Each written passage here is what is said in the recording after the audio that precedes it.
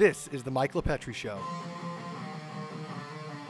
Welcome to the LiPetri Show. What's up, Mike? What's up, buddy? We have Matt Cohen, President and CEO of the LIA, the Long Island Association, which is the region's leading nonprofit and nonpartisan business organization since 1926. I didn't know. We're coming up on 100 years. Did you know that? I wasn't there in 1926. But yeah, 100-year anniversary will be in, I guess, 2026. We're going to do a whole big thing for it. So I can't wait to see that. And the purpose of the LIA is to amplify the voice of the business community. As Long Island's Chamber of Commerce, the LIA ensures the region's economic vitality and provides leadership to guarantee a bright future for Long Island. I like that word, vitality, showing life and future. That's what we need. So, Matt, tell me where you started from. So from beginning to end, from getting to your journey to president of LIA. Yeah. Not to sound like a dork or a nerd or cheesy, but the first time I got involved in government and politics, I was 14 years old. I interned for, at the time, Congressman Gary Ackerman. Oh, yeah. I grew up in Northport, and he had an office in Huntington, and I used to ride my bike there after school like 2 or 3 days a week to intern. And after that, I kept interning. I worked interned for Chuck Schumer, coincidentally, and then I worked on some political campaigns and such. Went to college in Philadelphia for 4 years. Came back, which is a good thing because not everybody comes back. That's what we need. I'm sure we'll talk about that a little bit more. But came back from Philadelphia, and my first job out of college was working in the Suffolk County Executive's office. I got teamed up as Kevin Law's right-hand man pretty quickly. He was the chief deputy county exec at the time. I was there for a year. Then I interviewed for a Long Island director job for Senator Chuck Schumer, who's now the majority leader. I was there for 3 years, got that job, was there for 3 years, and then moved over to LIPA, where I ran government affairs for, I think, about 4 years. And then towards the end of 2011, I was hired by the Long Island Association. Kevin Law had been the head of LIPA, so he had asked me to come there with him after Chuck. And then he moved over to the LIA and asked me if I was interested in becoming his vice president of government affairs and communications. So I was there for about 10 years in that role. And then in the beginning of 2021, Kevin announced he was leaving, and I threw my hat in the ring for the president and CEO job. And here you are. Here I am, now the president and CEO. I think that's marvelous, man, because that's exactly what it's about, the evolution and growth. And I think it's also impressive is the jumping between building, or not even jumping, but building from job to help you build your growth. And it's interesting to see how you went from the county to then now public utility with LIPA and quasi agent of the state, creature of the state, to then now with LIA shaping our business community, focusing on infrastructure projects across Long Island, helping shape policy across the state where Long Island's positions, and then also, which is something that I really want to talk to you about today, which is not only the infrastructure, but then the affordability, is making Long Island a spot where we have people who, after they leave for school or wherever they go, they end up coming back to Long Island and staying here, building their careers, building their families, building their lifestyle around Long Island, because Long Island is so impressive in so many different ways. We have such a huge population. We have great opportunities. We have awesome minds that are here. We publish and promote innovation, and I think LIA is at the forefront of that. And something I want to talk to you really is about the LIA's role in shaping that affordability and creating those projects that can build across Long Island to then bring more and more people to Long Island and to stay in Long Island, specifically with the current climate. Because people aren't feeling, I mean, I don't know if you've heard it, Matt, but like a lot of my friends, they're thinking about, where do we go? How do I leave Long Island? Because it just costs too much. It's hard for a house. You're seeing policies in place that are making it even more difficult to have more of those freedom to choose how you want to live. What are your thoughts in sense of affordability issue? Yeah, Mike, you know as well as anyone, being a young professional yourself, and affordability is the existential issue facing Long Island, and the potential departure of young people, but really any age group, as well as businesses leaving here. That's the existential issue facing Long Island. And let's be real, Long Island's a high-cost region. It's always going to be a high-cost region. So we got to figure out a way to come up with some innovative, creative solutions to address that and keep people here. You know, quite frankly, I could still be in Philadelphia right now. Yeah. You know, I was choosing when I was 22, and I loved Philadelphia, and I was choosing between coming home or staying in Philly. And the reason why I came home is because I had worked on a campaign for Suffolk County Executive the summer before my senior year of college. He won, and they offered me a job right out of college. So you followed the job. I followed the job. See? And I was very fortunate. I mean, I worked hard, but I was fortunate that I had a job that was there for me as soon as I graduated for decent money at the time when you're 22. Yeah. And not everyone has that fortune, and it's tough. I mean, you're talking about your friends. I have friends who have already left. They moved to Virginia, Georgia, South Carolina, Florida. It's hard to keep young people here. And so what do we have to do, Mike? I mean, it's, as well as anyone, being a leader yourself, being a former elected official, we have to, these are some of the things we talk about at the LIA in terms of affordability. Yeah. We need to have more housing, both affordable housing and market rate housing, right? We need the supply to go up because then prices will hopefully go down. It'll be a little bit more affordable. We need more apartments and multifamily housing options. Young people want to live in apartments oftentimes, but not only do we want to build more apartments, some of them have to be affordable, because for the life of me, I don't know how anybody on Long Island can spend $2,000 to $3,000 on a decent apartment.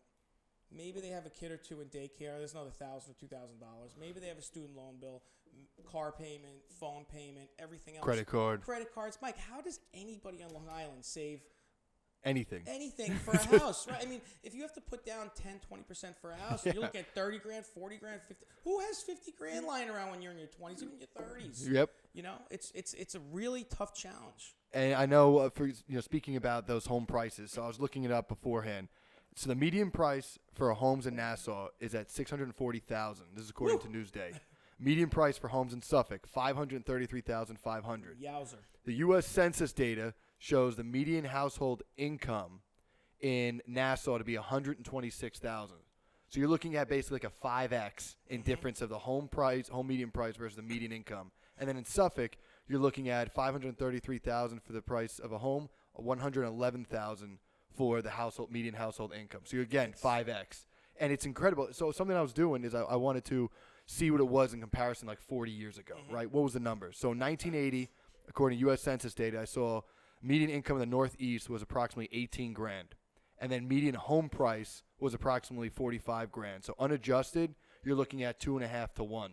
Right. So the difference is, it's amazing how in the past 40 years, you went from 2.5 to 1 to now 5x to 1. And that's why I think you see so many people in their 60s and 70s and 80s who are able to pay off that mortgage or are able to have more of that disposable income. But meanwhile, for our generation, the home prices to the salary and income is just not equating. And then you talk about exactly what you said, child care, and then you talk about utility bills, credit card bills. I mean, and I'm wondering, like, how much, how can we play a role? So many people feel powerless, and how do we empower the people in the sense of government? Is it government policies? How do we make it more where politicians or elected officials can recognize the dilemmas that the policies have? Is it just policies? Is it something that we can control without government? Yeah, Mike, you were alluding to it earlier. We have some of the best K through 12 schools in the country.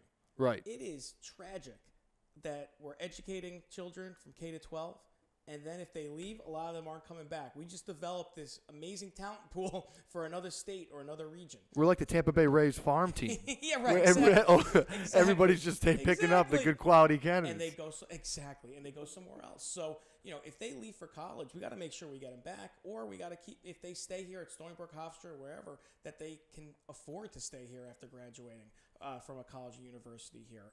There's no silver bullet. There's not. But there are things that we could do together to try to make it more affordable for people to live here. And, there's a few things that go into that. One, I talked about more housing and apartments. Yep. And also, I like to highlight trying to, whether it's expanding eligibility for certain programs or whatever it is, we need to help people who are first-time home buyers have enough money to put down for a down payment so they can get into a home. Because like we're saying, you're paying $3 grand, all those other bills, it's hard to save for a house. Mm-hmm. The other thing we need to do, the chairman of our board of directors, Larry Waldman, says it all the time. He's quoting somebody else, but the best social service program is a job. I came back because there was a job. So we have to create jobs, and that's tough here sometimes because New York State does not have the most favorable business climate, and there are it's very hard to lure a business from Texas or Georgia or Florida. Yeah, I mean, because there's fewer regulations, less taxes. Yeah, no way they're going to do it. So we have to expand our commercial tax base differently here. We have to keep the companies that are here, and we have to help them grow and succeed and create more jobs at their companies. And we have to really encourage entrepreneurship. One of the good things that came out of the pandemic was it gave birth to a whole new generation of entrepreneurs who were home and working on different ideas and business ideas. And if we can encourage entrepreneurship, incubate the companies here, help support them, help them expand, help them grow, then we could have the next Google and next Apple here. And that's possible because we have such this great talent pool. These amazing, we have, I think a lot of folks here probably take it for granted. We have some of the most incredible and unique world-class research and academic institutions in the country. We have Brookhaven, we're trying to develop this innovation economy here, right? Life sciences industry and so forth. And being on the cutting edge of new emerging industries like offshore wind or AI or electric vehicles or whatnot. But we have to expand the commercial tax base so that way it's more affordable, more people are paying taxes, and more people can stay here. It's a challenge. I think that it's very interesting we talk about innovation because, I mean, the entrepreneurial spirit is what has lifted billions of people throughout the world out of poverty. And I don't think people really recognize that. And I think that kind of goes hand in hand to, in my mentality, is education, is reshaping education.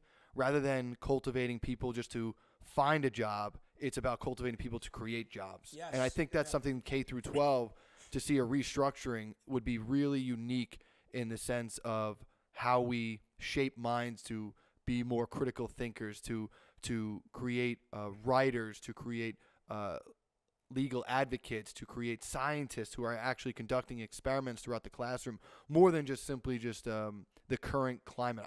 And to me, I find the current classroom system as a whole antiquated, where we've evolved in so many different capacities throughout innovation and business and industries, but yet how we teach our students seems to be the same as what we did since like the birth of this nation, right? When it comes to my mentality, is that old classroom with one person lecturing to X amount of students in like your local, like what I'm picturing like a farmhouse in the old rural area. Yeah. But I think that's what's so interesting is how it goes all hand in hand with the affordability issue, where it's about how we're teaching the students, how we're creating businesses, how we're paying these people. What about? I'm also wondering about apprenticeship programs. What are your thoughts about that? Yeah. Not only in the labor, but even in the business environment. Where what if we cultivated that on Long Island to bring people? Absolutely, a couple things. One, we actually have labor represented on our board. John Durso, the head of the Long Island Federation of Labor, is on our board of directors because labor and business don't have to be antagonistic, right? They should go hand in hand. Right. We want to support union jobs. We want to support men and women of labor. But you're right. Apprenticeship programs, both with union jobs, but also in other businesses, is key. I mean, let's go back to sort of my path, right? Yeah. I first started getting involved with an internship when I was 14. That internship with Gary Ackerman led to an internship with Senator Schumer. That internship with Senator Schumer led me to working on political campaigns and meeting certain people in that circle, right? Right. And again, it's like this is how one thing begets another. I became Long Island director for Chuck Schumer because I had a relationship, not because only, but I had a relationship with my predecessor who was their Long Island director. I interned for him when I was 17, 18 years old. And then when I was 23, I replaced him in that job when he left. Mm-hmm. So it's critical that internship, shadowing, getting kids or students that are K through 12, either in secondary schools, BOCES, whatever it is, colleges and universities too, that they are being connected to employers in the business community. Businesses want to hire. We have hiring challenges right now. I don't want to jump all over the place, Mike, but businesses on Long Island, small businesses are the backbone of our economy here. It's about 100,000 businesses are small businesses here. It's about 90% of all businesses. And they went through hell and back during the pandemic. And for those who were able to stay open, they proved resilient, but they're still recovering. And now they're dealing with hiring challenges. Now they're dealing with lingering supply chain issues, inflationary pressures, and the cost of higher cost of goods. There's a lot of challenges out there, and we need to be connecting K through 12, the colleges and universities, to businesses, to employers, and really encourage this workforce development and getting, Mike, if you had a friend or I had a friend who was in their 20s, could go either way, stay on Long Island or move somewhere else, but they get an opportunity, I'll just say Cannon, right? They're also on board dogs. They get an opportunity at Cannon, well, then we have a shot at keeping them because their foot's in the door, and they may love it, and they may not want to leave. And Cannon may love them so much that they offer that person a salary that's competitive enough for him or her to stay here. It's all interconnected. The affordability, and I just want to talk also about, I was talking about emerging industries and having Long Island be at the cutting edge of that. We are leaders on clean energy issues. Yes. We have a unique opportunity to capitalize on the fact that we're an island. Offshore wind can't be done in Iowa. Onshore can, but offshore wind can't be done there. Offshore wind can be done here, though. And there's several projects that are either being built, developed, talked about, and we're right now, getting back to your apprenticeships, training people to work in this offshore wind industry. I think that's going to be definitely a next-gen opportunity for us to capitalize on across the island. But it's a matter of balancing. Something that a lot of people have been talking to me about was the state's seemingly ban on gas stoves. That you've heard this plenty of times, gas stoves.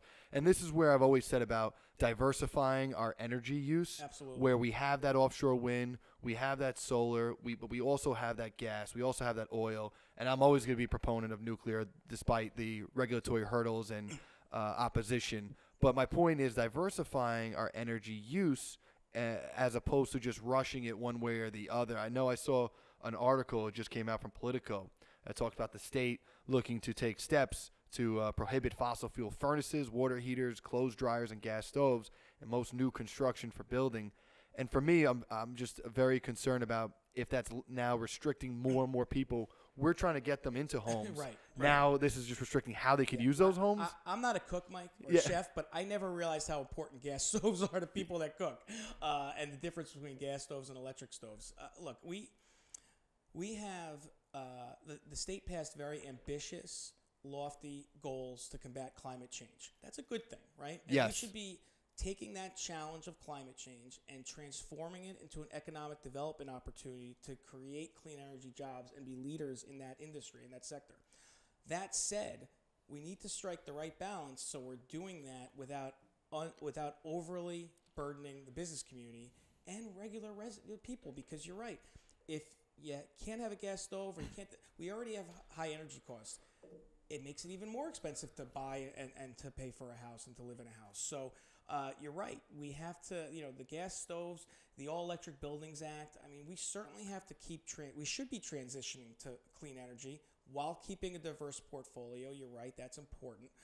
And natural gas is really a bridge fuel to that energy future. But we can't just do this overnight. I mean, to achieve some of the goals that the state and the country have laid out, it's going to take some more time than that. And I think that it's imperative that we're striking that balance, working with businesses, working with homeowners, so they're not unduly burdened, but that let's be real, they're excited about it. They want to achieve these goals too. But, at the end of the day, a lot of times it comes down to your pocketbook, right? I mean, it's the old line, it's the economy stupid, right? Right. What can I afford? I can't afford that. That's awesome, right? But, for example, I mean, Tesla, when it first came out, those are great. Electric vehicles, awesome. But they were like $80,000 for a car. I'm like, sorry, yes, I'm going to go buy my Honda. That cost me $15,000, $20,000. That's where you got to go with that balance. And I look at it as anything, even with financial investments, right? With financial investments, you look at stocks, bonds. People want to dabble in crypto, but they're all diversifying their portfolio. So why can't we diversify our policies in the sense of how we want to build our economy? And exactly what you're saying, though, capitalizing on those opportunities. Yeah. I think it's very interesting to see how the state goes forward now over the next year and years, and what's their response to the out-migration that's occurred over the past decade from 2010 to 2020. Particularly to Florida. And now also, something we didn't talk about was the remote work from home lifestyle that in the advent of post-COVID, people can just leave and still work. The paradigm has completely changed. Changed. And have you seen that with yes, LIA now? absolutely. Like, have businesses been talking to you about Absolutely. that? Can you speak on that? Absolutely. COVID completely changed the paradigm of the workplace, an office, the culture.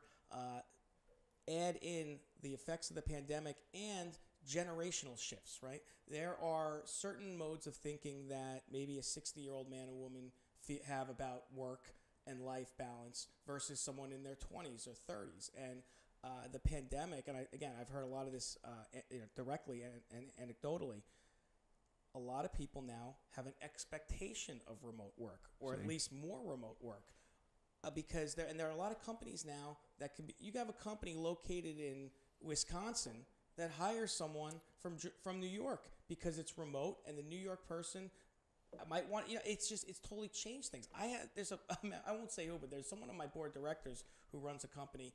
He told me a funny story that one of their employees they have remote for some of their employees. One of their employees moved to like Idaho or Oregon, didn't tell the company, and has been making the New York paycheck. Yeah. And living in Idaho, wherever it was. Yeah, Midwest. And they had no idea. The employer had no idea they were living there. So I went from rent for $3,000 down to basically $800. Absolutely. And I'm still making that paycheck. Right, and it's so competitive. Like I said, there's a lot of across the board in terms of industries. Employers are having challenges hiring people and finding good talent, and that makes it even harder because then employees are more, it's like a supply and demand. They think that their expectations, if it's not going to be met here, it'll be met there. Correct. And it's really changed things. And listen, me personally, now that I'm the head of this organization, I am very big on work-life balance. I don't know if that's generational or just as a byproduct of my own experiences, but throughout my professional career, it was much more old school, right? You're the first one in, the last one out. That's good too. You can be that. I care more about the folks that work in my office getting their work done. Absolutely. Get the work done and be able. I want my employees. If your daughter has a Girl Scout thing, I want you to be able to go. Right. If your son has a Little League game, I don't want you to get a pit in your stomach to ask me if you could leave at 3:00. Work life is important, and the more you feel valued at work and that your life at home matters, the better, the harder they're going to work, I think, at the office or at the virtual office. Yep. So at the end of the day, it's about getting the job done. So if you get the job done, why do I care? Because there's also how I looked at it too, was especially as a salary worker.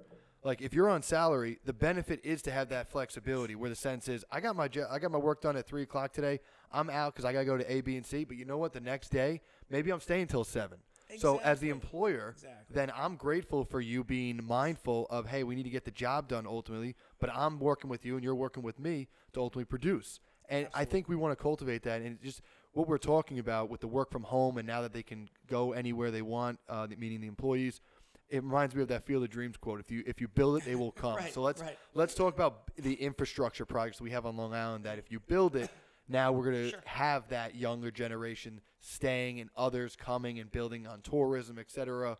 So, and before you get to that, Mike, you just hit something right on the head that I want to illuminate even further, which is part of the issue of affordability and creating jobs and keeping young people or businesses here is also about things like infrastructure and public safety. Maybe you wouldn't automatically think that, but public safety.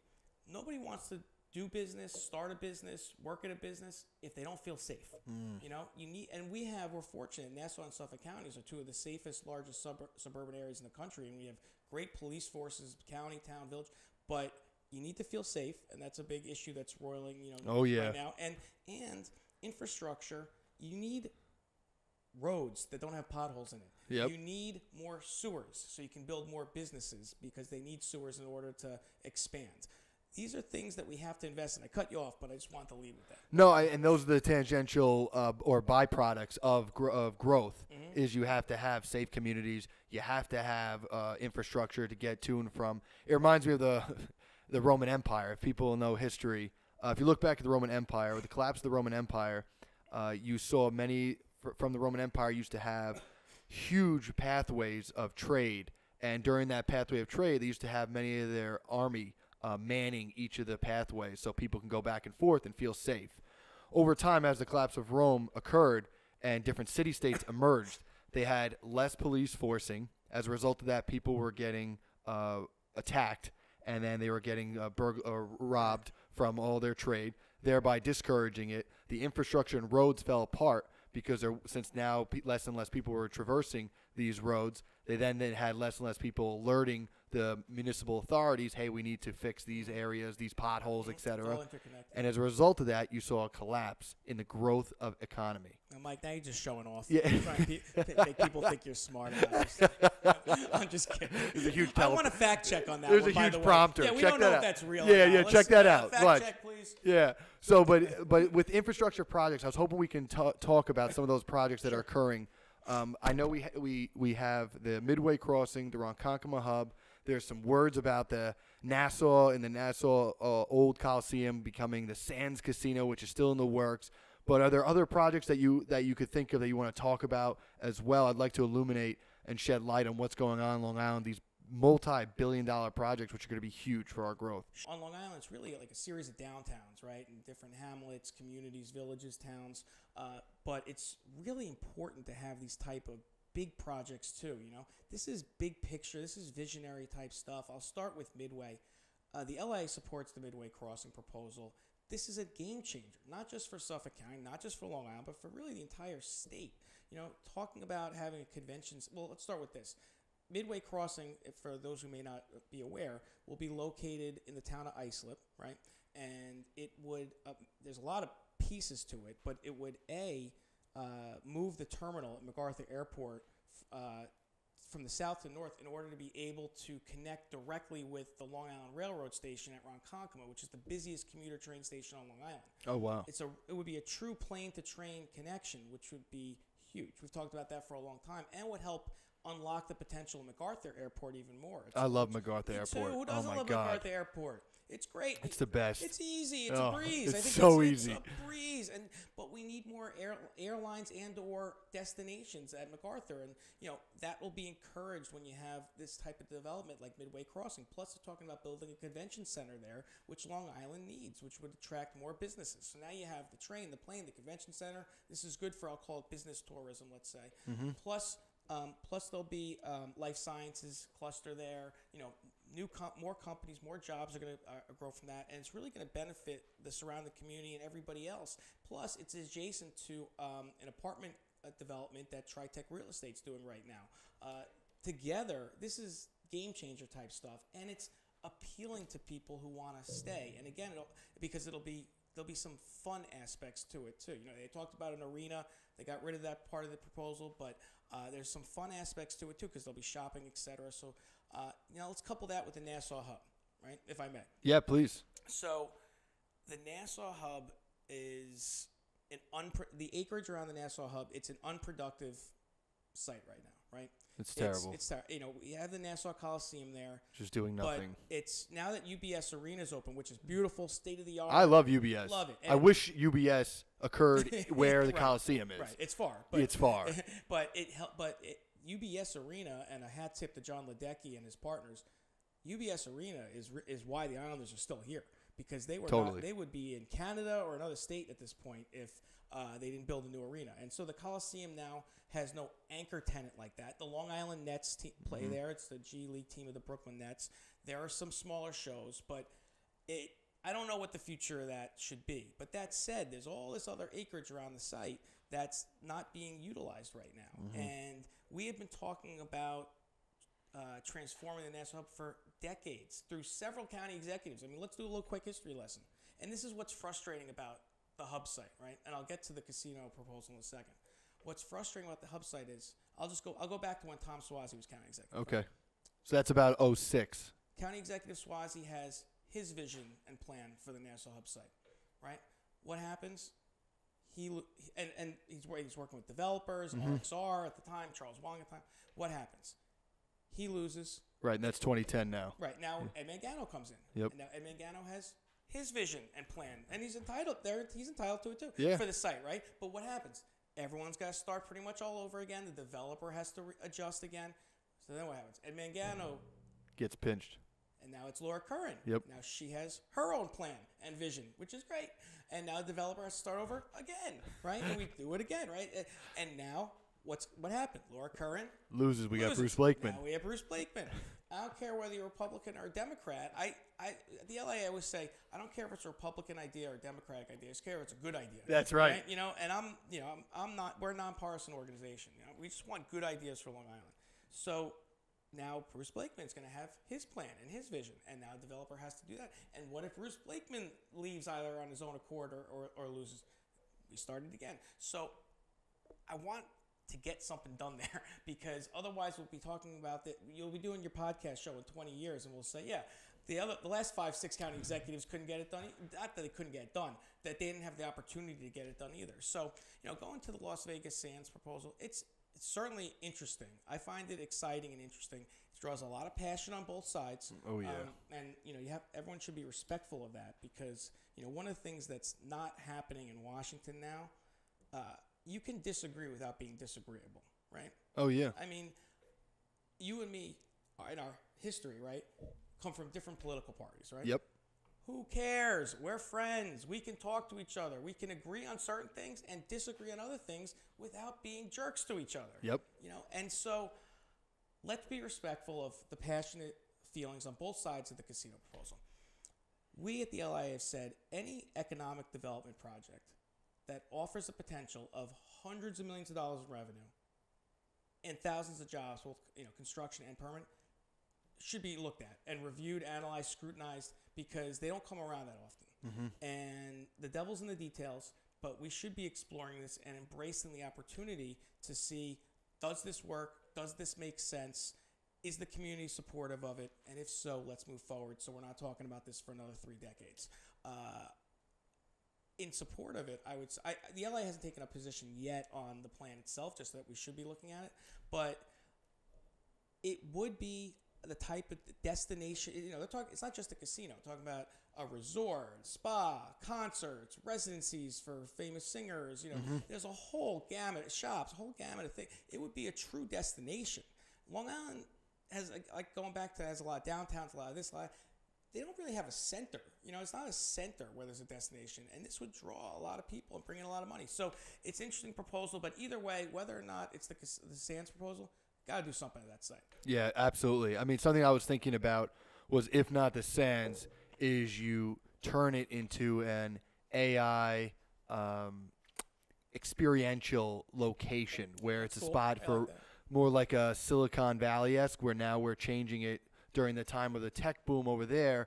Now we're having our next gen of disruptive innovation economies, and that's where it would be born out of Long Island. So the Nassau hub would be that location where we talk about replacing, for example, buses with automatic AI electric vehicles that can transport people directly to locations on specific routes that can sensor, for example.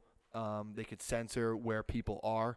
So instead of bus stops when they're just waiting, if there's nobody at that bus stop, you can create a more efficient pathway that can get people to and from the locations. And these are the type of get Bruce Blakeman on the phone. Yeah. These are the type of innovative solutions we need. And I'll give you a pat on the back for a second, but it's genuine. So let's take you. You said you're 32 or 31? 32. 32. Yeah. So you're very bright, right? You were in the New York State Assembly. You have all these interesting, creative, thoughtful ideas. But now you're not in the Assembly anymore, right? Right. And we need more people like you in positions of government. We need more elected. One of the tragic things about what's going, all the acrimony, Washington, Albany, et cetera, is that fewer good people want to run for office. Yeah. It's a deterrent what's happening here. Completely. Who wants to? Not many people want to run for office, be destroyed, be publicly destroyed by their opponents, have protests outside, and everything is so life or death now. You can't disagree without being disagreeable. So that's right. It deters bright young people like you from wanting to run for office. And we need people that are bright and young in office, because that's how we're going to affect real change. Yeah, well, that always goes back. I mean, when I first ran, it was always the mindset of the Tip O'Neill, Ronald Reagan. So Tip O'Neill, Speaker of the House, Democrat, Ronald Reagan, President, Republican. Yep. And they used to always just be able to associate. Obviously, I work with Senator Alphonse D'Amato now, who was during the time. Something that I always loved was New York was always in the majority because it was Republican Senator D'Amato for United States Senate, and then you had Daniel Patrick Moynihan, Democrat, United States Senate. And those two worked in tandem for decades. And I thought that was always interesting. People don't really think about that, how technically for the state, you always want the bipartisanship because then the state is in the preeminent position to get what it wants. Yeah, I mean, and look, no matter what your politics are, Mike, you hit the nail on the head. No right? matter what your politics are, Chuck Schumer being the majority leader is huge. For New York and Long Island. I don't care, absolutely. It doesn't matter what party you're in. Yeah. You know, and in Albany, again, regardless of your political party, when we had Senate Majority Leader come from Long Island, two different leaders were from Long Island, Dean Skelos and then John Flanagan. That's good for Long Island. It was gold. It's good. That's when Long Island used to have so much sway in what's going on with the state. It's right, and it's changed a little bit because, and not to get into too much of the politics of it, but again, just looking at it, we went from the state Senate being historically run by Republicans and the state Assembly being historically run by Democrats. And, we've had a Republican governor, a Democrat governor. When the Republicans ran the state Senate, the 9 state senators from Long Island were all Republicans. Yep. And that helped bring certain resources home to Long Island. So ultimately, now I guess the future is, where do we go from here for improving generations? Where's the LIA positioning itself in order to bring more, keep those who are our grandparents here on the island and not leaving, but also making sure that their grandchildren stay on the island and don't leave? Where does the LIA come into works, and how do people get more involved and be a part of it to feel empowering? How do we empower our communities? You just touched on one of the things I say often when I'm giving speeches is that my son just turned 12 yesterday actually, and I say that this is working at the LIA is personal to me because I want to help be a part of a solution that allows for my son Jack to be able to afford to live on Long Island if he wants. I don't want to have to get on a plane to go see my son or my grandchildren because they can't afford to live here. If they don't want to live here, okay, but if they can't afford to live here, that stinks, and I don't want that to be the case. So at the LIA, we have a very robust, as you know, very robust legislative agenda, advocacy agenda. We advocate federally, state level, locally, and we also have a lot of networking opportunities and events and opportunities to hear from key stakeholders and government leaders and business leaders, and having businesses communicate with each other, network with each other. Maybe they meet potential new clients or customers so their businesses can be more successful, or they gain certain types of knowledge they didn't have before that helps their businesses grow. A rising tide lifts all boats. So we have to really focus on collaboration, partnership, working together. Republicans, Democrats, nonprofits, for-profits, the hospital. We have every major hospital network on our board of directors. They don't necessarily have to compete with each other for everything, because what's good for one might be good for the other and might be good for their industry as a whole. We got to collaborate. We have to partner with folks, and we have to be creative and innovative because, again, it's always going to be a high-cost region here. So we have to figure out ways to mitigate that. There's always going to be younger people that may be that may find it appealing to live in the city, right? Or may need to leave because it's not affordable. We need to address that. So at the LIA, we're a small shop. There's only 7 of us. I think people think we're a bigger organization than we are. We do a lot, but there's only 7 of us. And I encourage anyone who's interested in learning more about the LIA to go to our website, longislandassociation.org. We have we're on all the social media platforms. You can watch, you see what's on our Twitter feed. I think we have 11 or 12,000 Twitter followers now, which is crushing it. I mean, listen, it's not Jennifer Lopez level, but nobody could be like J-Lo. But it's for a business organization. It's the most in the state, as far as I know. So there's ways to communicate with us. If you want to join the LIA, there's an application on our website you can fill out. You could reach out to me. I'll give you my email. It's M as in Matt, Cohen, Cohen, @longislandassociation.org. the more businesses that join, the better, because the LIA is only as strong as its members, and the region's only going to be as strong as everyone comes together to keep it strong. Because you said at the beginning, Long Island's a great place to live. It's a great place to live. It's a great place to raise your family, and it's a great place to work. But it's a tough business climate to be successful, and we need to be doing more. Well, Matt, this was fantastic, buddy. Thanks so much for coming on. You've been illuminating, engaging, and I always love talking to you as not only professionally but personally as a friend. Thanks, thanks, brother. man. I'm glad to be your friend too, man. Definitely. Thanks for having me on. Have a good one. All right, take care.